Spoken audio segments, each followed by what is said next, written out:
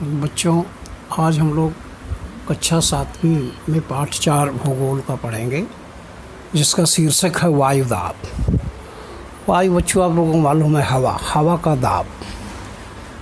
तो वायु में भार होता है और कोई भी भार वाली चीज़ वह दबाव डालती है।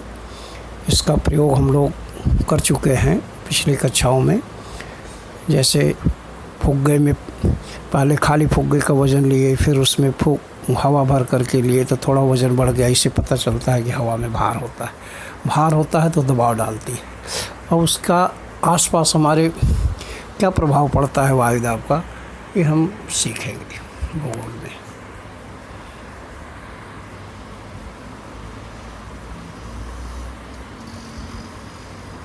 भूगोल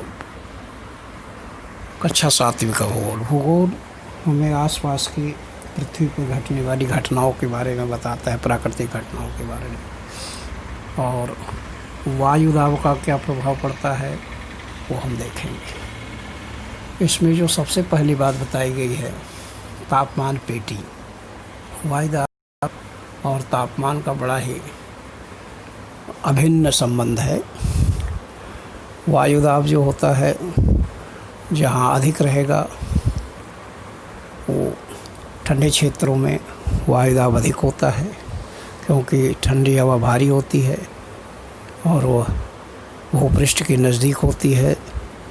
और जो गर्म हवा है जहाँ गर्मी पड़ती है वो हल्की होती है और ऊपर चली जाती है, तो वहाँ वायुदाब कम होता है।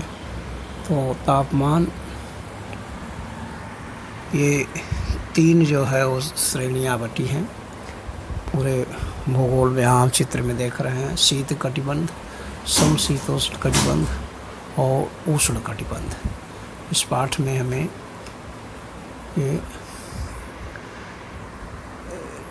चित्र में देखने से पता चलता है कि ध्रुवीय क्षेत्रों में उत्तरी ध्रुव और दक्षिणी ध्रुव ये शीत कटिबंध होते हैं।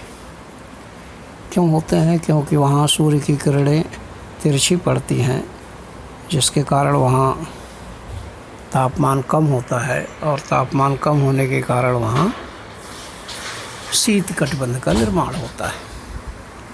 यह 66.5 अंश से ऊपर उत्तर क्षेत्र में इस शीत कटिबंध पाया जाता है और 23.5 अंश से 66.5 अंश के बीच उत्तरी गोलार्ध और दक्षिणी गोलार्ध में समशीतोष्ण कटिबंध पाया जाता है।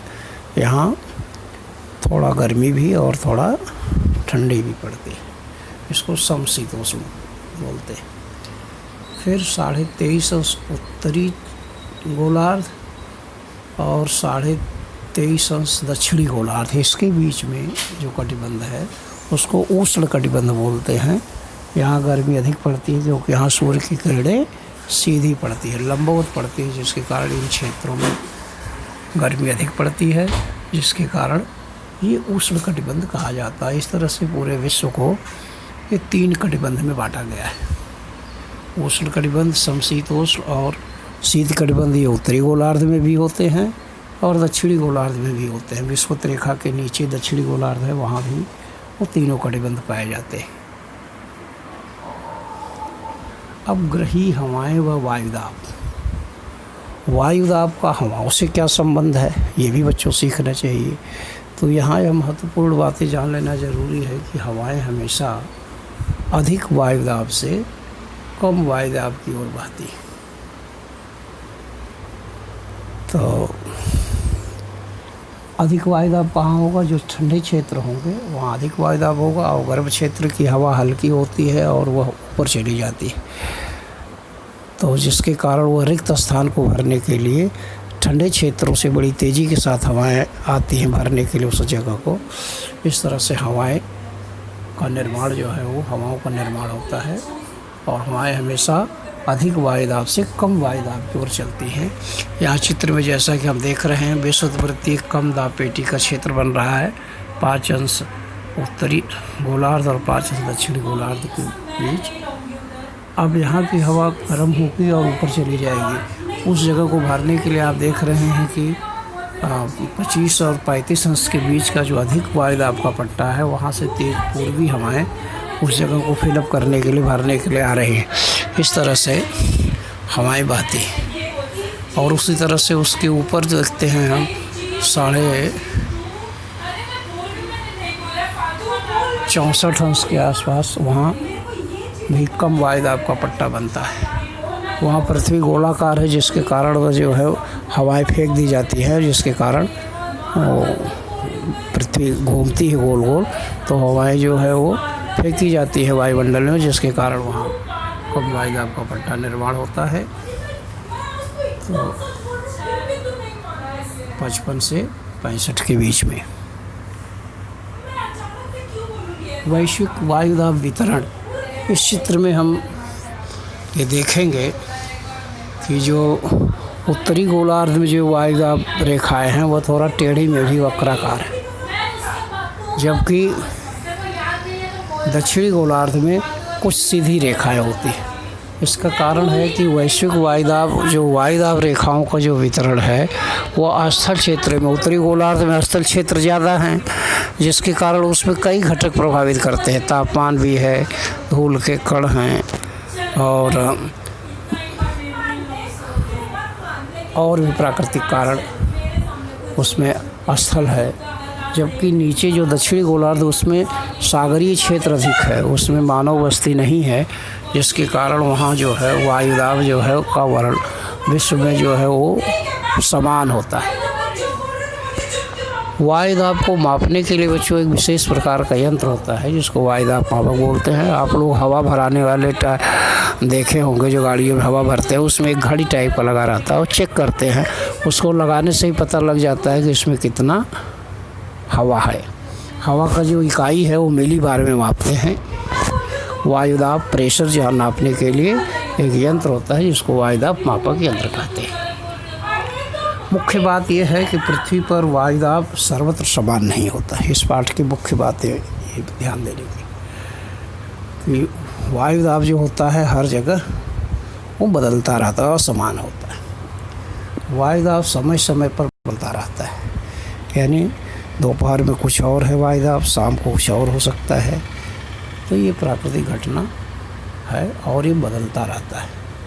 प्रदेश की ऊंचाई, हवा का तापमान और वर्षा की मात्रा जैसे मुख्य घटक भी वायुदाब पर प्रभाव डालते हैं।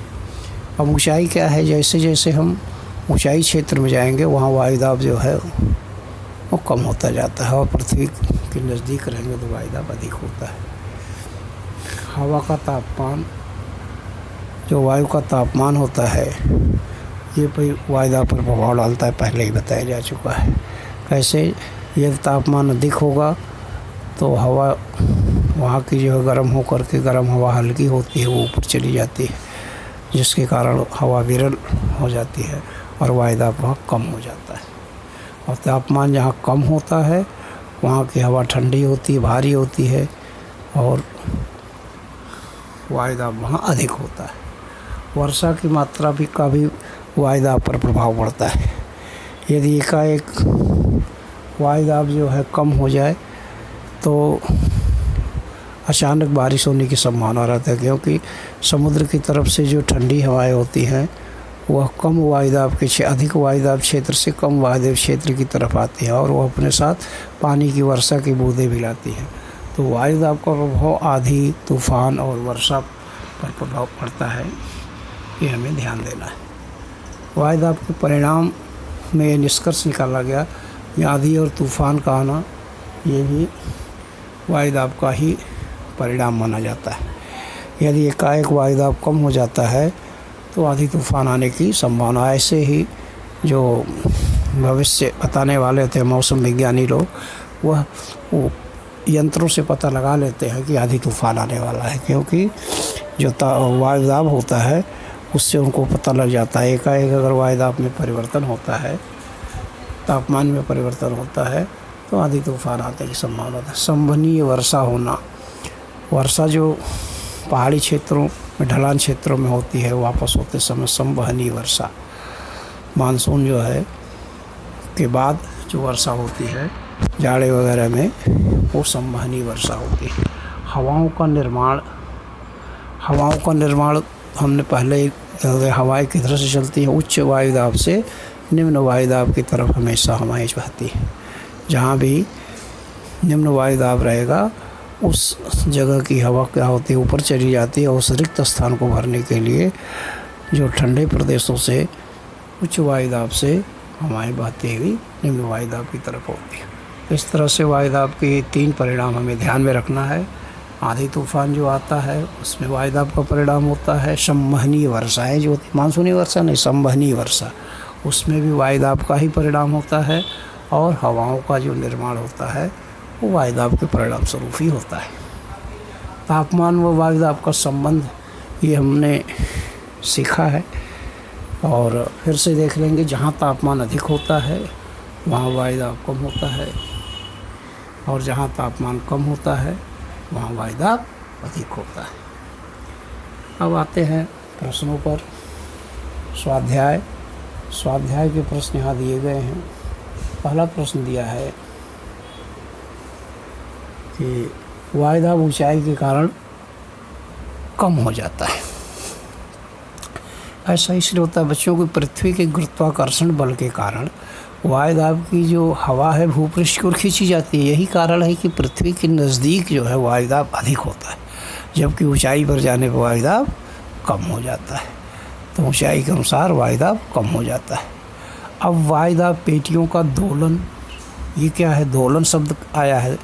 दोलन का अर्थ होता है आगे पीछे घूमना। तो तापमान पेटियां और उन पर आधारित जो दाब पेटियां के स्थानों में परिवर्तन होता है। यह परिवर्तन सामान्यतः उत्तरायण में 5 अंश से 7 अंश उत्तर की ओर तथा दक्षिणायन में 5 अंश से 7 अंश दक्षिण की ओर होता है।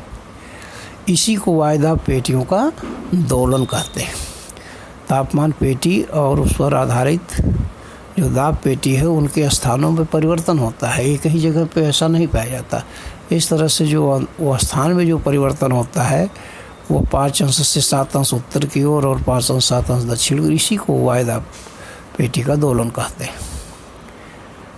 संक्षेप में जानकारी लिखो, वायुदाब पर तापमान का क्या परिणाम होता है। इसको हमने पाठ पढ़ते समय देखा ही कि तापमान और वायुदाब का बहुत ही निकट का संबंध है। जहाँ तापमान अधिक होता है वहाँ वायुदाब कम रहता है, और इसके विपरीत जहाँ तापमान कम रहता है वहाँ वायुदाब अधिक रहता है। उपध्रुवीय क्षेत्र में कम वायुदाब पेटी का निर्माण क्यों होता है। उपध्रुवीय क्षेत्र में हमने देखा था 66 अंश पर, वहाँ भी जबकि सूर्य की किरणें तिरछी पड़ती हैं वहाँ ठंडी पड़ती है, लेकिन फिर भी वायुदाब पेटी कम वायुदाब पेटी का निर्माण क्यों होता है। क्योंकि पृथ्वी की सतह पर हवा के साथ होने वाले कम घर्षण के कारण परिभ्रमण गति के परिणाम स्वरूप, परिभ्रमण गति तो जो पृथ्वी गोल गोल घूमती है तो वहाँ जो घर्षण कम मिलता है उसको, क्योंकि पृथ्वी गोलाकार है, ऊपर उसको स्थल मंडल कम मिलता है, और परिभ्रमण के कारण जो हवा है वो बाहर फेंक दी जाती है, और जब बाहर फेंक दी जाएगी तो रिक्त स्थान हो जाएगा और कम वायुदाब पेटी का निर्माण, जब हवा रहेगी ही नहीं, हवा दूर चली जाएगी स्थल मंडल से घर्षण बल के कारण, तो परिभ्रमण के कारण, पृथ्वी के घूमने के कारण, तो वहाँ कम वायुदाब पेटी का निर्माण होता है। टिप्पणी में पूछा गया है मध्य अक्षांशी अधिक दाब पेटी यहाँ विषुववृत्तीय क्षेत्र में। तो टिप्पणी पहला है कि मध्य अक्षांशी अधिक दाब की पेटियाँ। तो अब हमें देखेंगे कि विषुववृत्तीय क्षेत्र से आकाश में गई हुई गर्म हवा अधिक ऊंचाई पर पहुंचने के बाद ध्रुव प्रदेशों की ओर बहने लगती है और कम तापमान के कारण ठंडी होकर भारी बनती है। इसलिए 25 अंश से 35 अंश मध्य अक्षांशीय क्षेत्र में अधिक दाब पेटियों का निर्माण हो जाता है। माने जो विषुववृत्त से जो गर्म हवा ऊपर जाती है वह ध्रुवीय क्षेत्रों में जाती है और 25-35 जाने पर वहाँ ठंडी हो जाती है, और तापमान कम होने के कारण और ठंडी होकर के वो नीचे आ जाती है। इस तरह से वहाँ अधिक दाब पेटी का निर्माण होता है। और वायुदाब का क्षैतिज समांतर वितरण किसे कहते हैं। तापमान के असमान वितरण का प्रभाव होता है। हमें मालूम है कि तापमान हर जगह समान नहीं होता, असमान है, तो उसका प्रभाव वायुदाब पर भी पड़ता है। पृथ्वी के ऊपर जो विषुवत रेखा से लेकर दोनों ध्रुवों के बीच एक क्षैतिज समांतर दिशा में वायु के कम और अधिक दाब की पेटियों का निर्माण होता है, कहीं कम और कहीं अधिक। 25 अंश से 35 अंश उत्तरी तथा दक्षिणी गोलार्ध में अधिक वायु पेटी का निर्माण होता है तथा 55 से 65 अक्षांश उत्तरी तथा दक्षिणी गोलार्ध में कम वायुदाब का निर्माण होता है। तो उत्तरी तथा दक्षिणी ध्रुव पर अधिक वायुदाब पेटी का निर्माण होता है। विषुवत से 5 अंश उत्तरी तथा दक्षिणी गोलार्ध में कम वायुदाब पेटी का निर्माण होता है। ये सारी चीज़ें चित्र में हमने देखा है। इसे ही क्षैतिज समांतर वितरण बोलते हैं। पुस्तक में से उचित विकल्प सुनो। दिया है ऊंचाई पर जाने पर हवा क्या हो जाती है? विरल हो जाती है। विरल यानी हल्की हो जाती है। दूसरा खाली जगह है वायुदाब इकाई परिणाम में बताया। अभी हमने देखा कि वायुदाब की इकाई मिलीबार होती है। पृथ्वी पर वायुदाब क्या होता है? हर जगह असमान पाया जाता है। और लास्ट है 5 अंश उत्तर तथा 5 अंश दक्षिण अक्षांशों के बीच जो होता है वह विषुवतवृत्तीय कम दाब की पेटी। आगे दे रहे हैं, लास्ट प्रश्न है 5वां। 30 अंश अक्षांश के निकट अधिक वायुदाब पेटी का निर्माण कैसे होता है और वह क्षेत्र मरुभूमि क्यों हो जाती है, माने मरुस्थलीय जमीन क्यों होती है? ये ध्यान से समझना बच्चों। विषुवत क्षेत्र से आकाश में गई हुई जो गर्म हवा है, हल्की हवा अधिक ऊंचाई पर पहुंचने के बाद ध्रुवीय प्रदेश से कोई और उत्तर और दक्षिण दिशा में बहने लगती है। हमें जानते हैं कि विषुवत सूर्य की किरणें सीधी पड़ती है, वहाँ गर्मी ज़्यादा होती है, इसलिए वहाँ की हवा गर्म होकर के ऊपर जाती है। ऊपर जाने के बाद वह दोनों ध्रुवीय क्षेत्र की तरफ चली जाती है, धकेली जाए, उत्तरी ध्रुव और दक्षिणी ध्रुव। और ऐसा जाने के बाद वह लगभग 30 अंश अक्षांश उत्तर और दक्षिण में जाने के बाद वहाँ तापमान के कारण, कम तापमान के कारण वह भारी होती है और भूमि के समीप आ जाती है। इस तरह